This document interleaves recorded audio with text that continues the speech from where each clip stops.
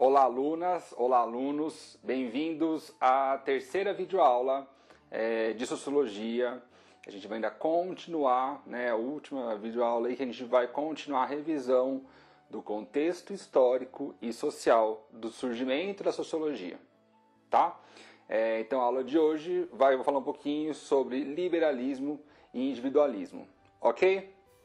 Então vamos começar.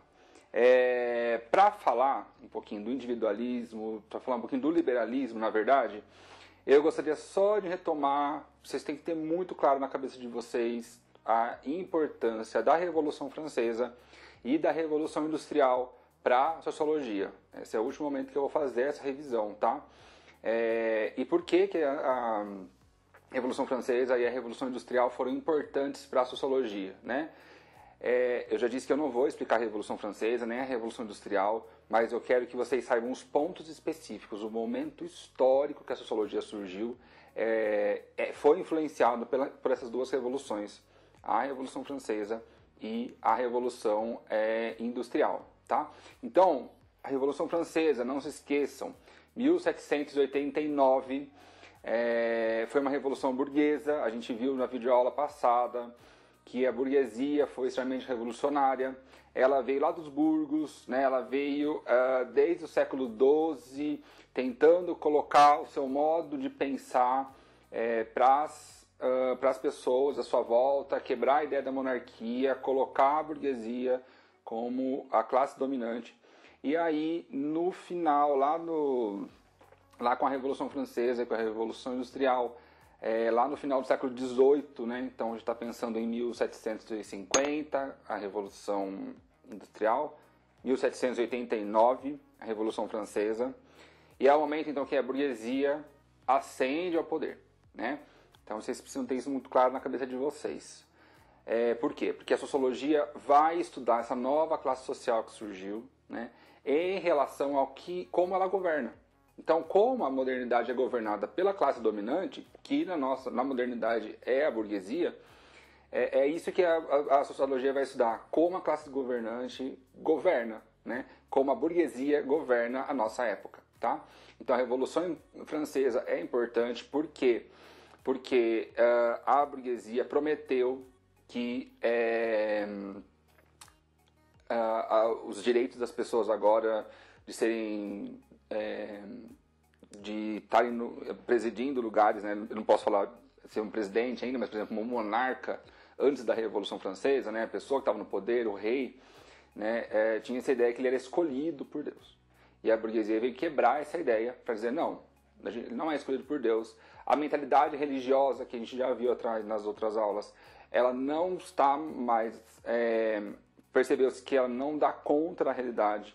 Percebemos que não foi Deus que escolheu as pessoas para governarem umas às outras, mas são as próprias pessoas que têm o direito, né? E aí a ideia do direito já começa a surgir, de governar e serem governadas, tá? Então não vou governar você porque Deus quis, porque eu fui escolhido, né? Porque eu nasci numa família que Deus escolheu. Não, mas eu vou governar vocês porque vocês vão me escolher, né? Então a Revolução Francesa trouxe essa ideia de que quem faz o mundo somos nós.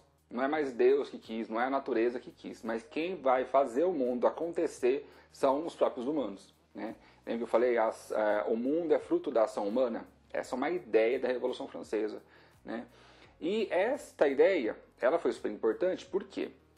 Porque no período da Revolução Francesa e a burguesia veio mostrar pra gente como que as diferenças entre os indivíduos são construídas socialmente. E ela fala, não, pera, então se as nossas diferenças são construídas socialmente, talvez as nossas desigualdades também sejam construídas socialmente. E aí, por que eu não estou, burguesia, né? Por que eu não estou no poder? Né? Por que eu não sou classe dominante?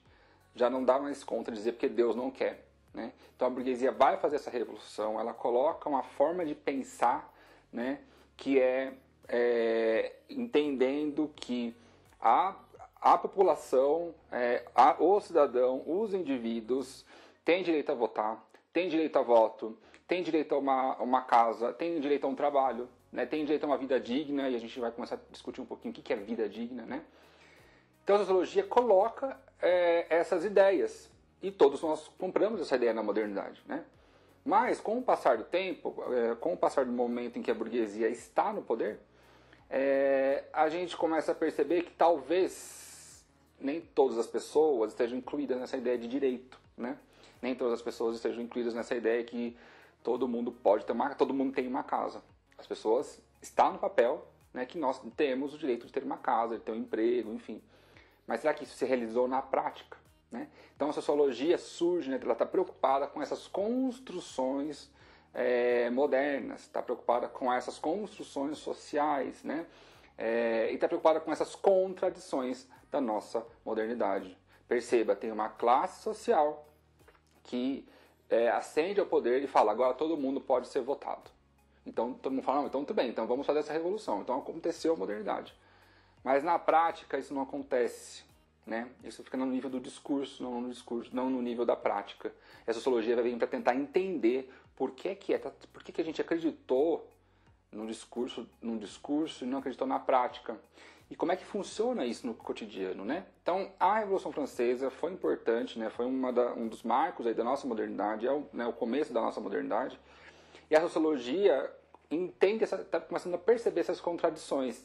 E os teóricos vão pensar, bom, eu quero pensar sobre isso. Eu quero entender por que essas contradições estão acontecendo, né? Então, Revolução Francesa é importante por causa disso. E a Revolução Francesa influenciou o surgimento da sociologia, porque ela trouxe essas ideias no nível do discurso, mas não no nível da prática, né? E essas contradições a sociologia vai lidar. E a Revolução Industrial, ela fez com que as pessoas saíssem do campo e fossem para a cidade. Então a gente está falando aqui de desigualdade social, diferença social, né? Classes sociais distintas, que elas vão estar se conectando na cidade de forma muito mais evidente, de forma muito mais chocante, né? Eu gosto da palavra chocante porque as classes sociais estão se chocando na cidade, né? Então, antes a pobreza estava muito distante, ou a riqueza estava muito distante. E agora, de repente, com o boom das cidades, né, fica tudo muito mais visível, tudo muito mais explícito. A gente vê que a pobreza é muito mais explícita e a gente vê que o discurso não deu certo na prática, né? Não se esqueçam daquelas imagens que eu mostrei para vocês, né?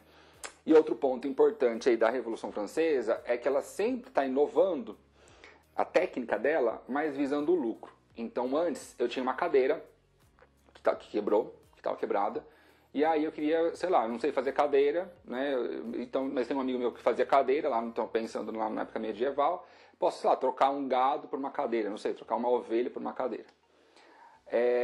A ideia é que eu posso falar para ele, olha, na verdade você fez uma cadeira para mim antes, mas eu prefiro uma cadeira um pouco maior. Você pode fazer? Você pode melhorar ela para mim? Ótimo, então ele faz melhor, ele inova, né? Hoje, essa inovação não está conectado só com um desejo que eu tenho, uma vontade, algo que eu preciso, uma necessidade minha, né? Mas a Revolução Francesa, a Revolução Industrial trouxe essa ideia de inovar, né, a técnica, então vou fazer algo melhor, mas eu também vou dizer para as pessoas o que é melhor para elas. Então antes a gente comprava celular, né, o primeiro celular que apareceu, uma ótima revolução, porque a gente pode falar, ouvir de longe, enfim. Hoje o celular já faz isso, mas a gente está sempre inovando para que as pessoas comprem mais, eu vou colocar mais coisas nele sem saber se as pessoas querem, mas eu vou fazer um esforço para que elas queiram, tá? Então, a Revolução Francesa e a Revolução Industrial, a Revolução Francesa e a Revolução Industrial trouxeram essas contradições, né, na modernidade. Então, muita gente na cidade, mas a pobreza muito aparente, muita promessa de emprego e casa que não foi cumprida. Eu vou fazer algo sempre melhor, mas chega um ponto que, será que já não estava bom? E por que eu estou fazendo isso de forma tão incessante, né? Então, a sociologia está preocupada com isso, né, de tentar responder essas perguntas aqui, né? Se os sujeitos têm direitos iguais, se todos são cidadãos, por que a sociedade é tão desigual? É isso que a sociologia está tentando responder. Essa é uma pergunta que acompanha a sociologia e a sociologia acompanha essa pergunta, né? Então a gente vai tentar compreender e analisar os grupos sociais. Quem é a burguesia? Quem são os trabalhadores? Quem são os outros grupos sociais que estão surgindo? E interpretar a modernidade e suas transformações, né? O que é interpretar? Interpretar um discurso de um grupo que na prática está diferente, por exemplo, né? E não é um grupo pequeno, é um grupo que domina a nossa vida cotidiana. E explicar as diferenças sociais. Então agora eu já entendo que as diferenças sociais né, elas são frutos da ação humana e não porque Deus quis, né? Então a gente já começa a pensar em racismo, né, a gente começa a pensar em machismo, a gente começa a pensar nos diferentes tipos de LGBT-fobia. Isso quer dizer o quê, né? A forma como que a gente estrutura a nossa família, nossos amigos, as nossas relações são do humano. A gente que constrói isso. A sociologia está preocupada em entender essas diferenças, tá? Então, mas antes de tudo isso, eu queria falar um pouquinho do liberalismo, né? Que é o quê? Que é uma corrente filosófica, uma corrente econômica, né? Que estava muito presente na época do surgimento da sociologia. Veja, a sociologia surgiu na metade do século XIX. Lá para 1850, a sociologia começou a surgir ali. 1750 estava acontecendo o quê? Primeira Revolução Industrial. E também em 1750, por ali, tinha um teórico muito importante, né, que pensou como que a sociedade estava se constituindo e como que o humano é, né, a partir da economia. Né? O nome dele é Adam Smith. E a gente vai saber um pouquinho mais sobre isso. Você já ouviu falar que homens e mulheres são movidos por interesses materiais? É como se fizesse parte da natureza das pessoas querer mais, cobiçar mais, acumular bens e vendê-los a outros. Uma corrente importante da economia, originária do pensador Adam Smith, orientou-se por essa crença da cobiça, de querer mais, de acumular bens, e ele formulou a teoria da mão invisível do mercado. Então, quem foi Adam Smith? Adam Smith foi um filósofo e economista britânico, nascido na Escócia. Ele nasceu em 1723 e 1790.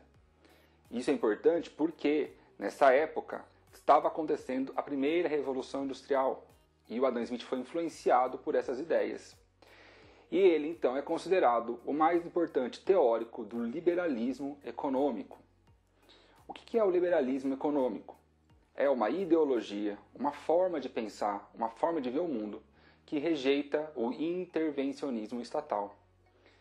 Ou seja, né, isso significa que uma pessoa liberal defende que as decisões econômicas de um país sejam tomadas pelas empresas e indivíduos e não pelo Estado ou organizações coletivas. Bom, então é importante a gente perceber, né, que o Adam Smith está ali, ele participou, ele viveu, ele sentiu toda aquela Revolução Francesa começando a acontecer, né, mas também a Revolução Industrial. Ele estava na Escócia, que é ali aquela região, né, Inglaterra, França, ele estava no epicentro dessas grandes revoluções. E ele então desenvolveu a ideia de que o que ele chamou, né, de mão invisível no mercado. O que isso quer dizer? Né, a gente acabou de ver que ele está conectado a uma linha de pensamento que chama liberalismo econômico. Liberalismo, liberal, livre, né? Econômico vem de economia, mercado, livre mercado. Isso quer dizer o quê? A mão invisível do mercado significa que o Adam Smith está dizendo que o mercado é capaz de se autoajustar. É isso. Né? Então a gente não precisa de uma intervenção do Estado, não precisa de ninguém intervindo.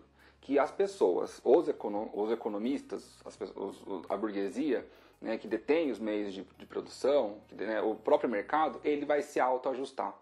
Ou seja, né, é ele que vai dizer o que ele tira de circulação e o que ele deixa em circulação. O que é desejado e o que não é desejado. Né? Ele está dizendo que, como a vida social é organizada pelas trocas, então não precisa de ninguém intervir, porque o humano é assim, né? O humano, a natureza do humano é de acumular bens, é de querer mais, é de ser ganancioso e querer vender, enfim, pelas trocas, tá? E eles afirmam ainda mais que a livre circulação de pessoas e bens, né, contribui para o progresso do bem-estar da população. Então essa é a grande teoria do Adam Smith, né? Ele está propondo essa teoria e aí é o momento que a sociologia vai criticar ele. Então, 100 anos depois, ele está pensando isso, a sociologia olha para a teoria dele e pensa, poxa, mas tudo bem, agora tem muito mais mercadoria com a Revolução Industrial, mas poucas pessoas ainda conseguem comprar. Né? Poucas pessoas têm direito, então a gente tem muita mercadoria e poucos direitos. Não era para ser o contrário? Né? Então a gente tem muitos produtos, mas poucas pessoas podem escolher.